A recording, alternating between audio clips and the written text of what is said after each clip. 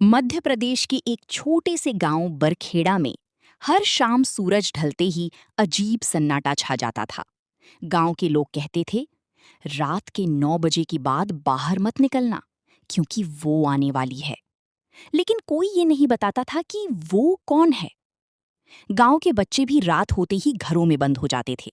खिड़कियां बंद, दरवाजों पर नींबू मिर्च और हर घर के बाहर राख की एक लकीर।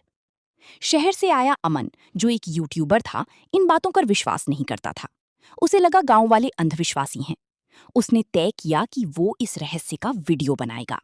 अमन शाम को गांव पहुंचा। बारिश के बाद मिट्टी की खुशबू पूरे वातावरण में फैली हुई थी। गांव के बाहर एक बूढ़ा आदमी मिला। उसकी आंखें डरी हुई थीं। वो बोला, बेटा, अगर जान प्यारी है तो रात के 9 बजे बाहर मत निकलना। अमन हंस पड़ा।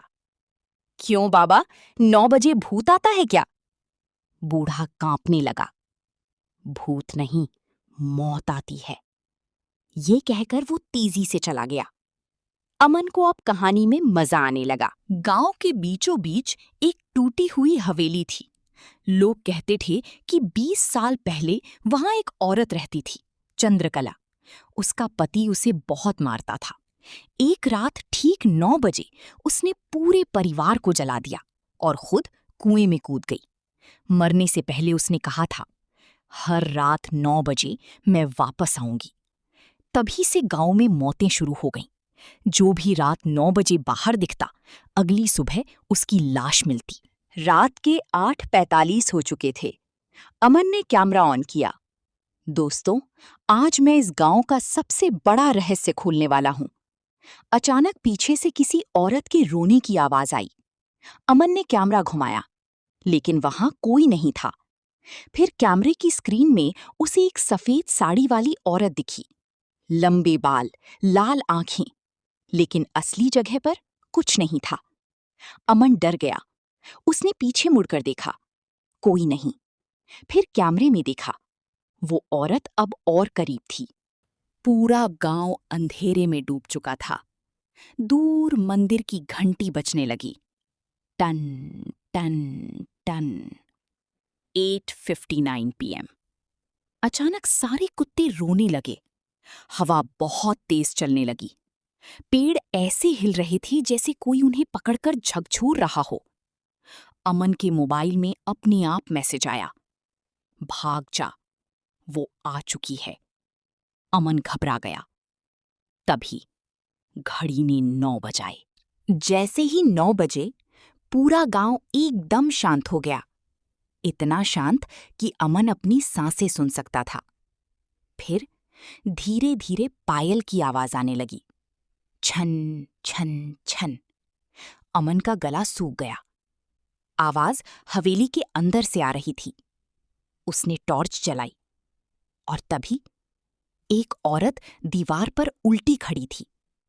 उसके हाथ पैर टूटे हुए थे, चेहरा जला हुआ और आंखों से खून बह रहा था। वो मुस्कुरा रही थी। अमन भागने लगा, लेकिन हवेली का दरवाजा अपने आप बंद हो गया। ऊपर से किसी बच्चे की हंसी आने लगी। ही ही ही ही। अमन ने ऊपर देखा। छत पर दर्जनों परछाइयां रेंग रही थीं। अचानक किसी ने उसके कान में फुसफुसाया, तू भी जल जाएगा। अमन चीखा।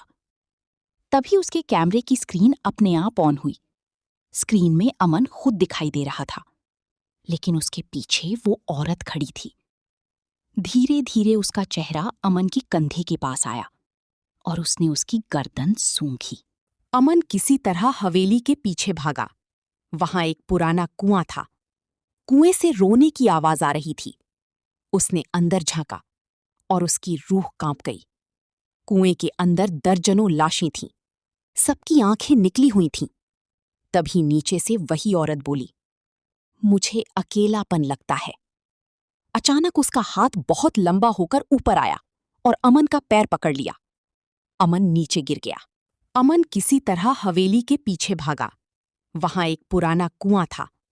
कुएं से रोने की आवाज आ रही थी। उसने अंदर झांका और उसकी रूह कांप गई। कुएं के अंदर दर्जनों लाशें थीं। सबकी आंखें निकली हुई थीं। तभी नीचे से वही औरत बोली, मुझे अकेलापन लगता है। अचानक उसका हाथ बहुत लंबा होकर ऊपर आया और अमन का पैर पकड़ लिया। अमन नीचे गिर गया। उसने मंदिर की तरफ दौड़ लगाई। अमन किसी तरह बाहर निकला। पीछे वो औरत हवा में उड़ती हुई आ रही थी। गांव वाले अपने घरों में छिपे कांप रहे थे। अमन मंदिर पहुंचा। उसने चंद्रकला की हड्डियां आग में डाल दीं। घड़ी में फिर 9 बजे। अचानक पूरी हवेली में आग लग गई। औरत जोर जोर से चीखने लगी। उसका शरीर जलने लगा।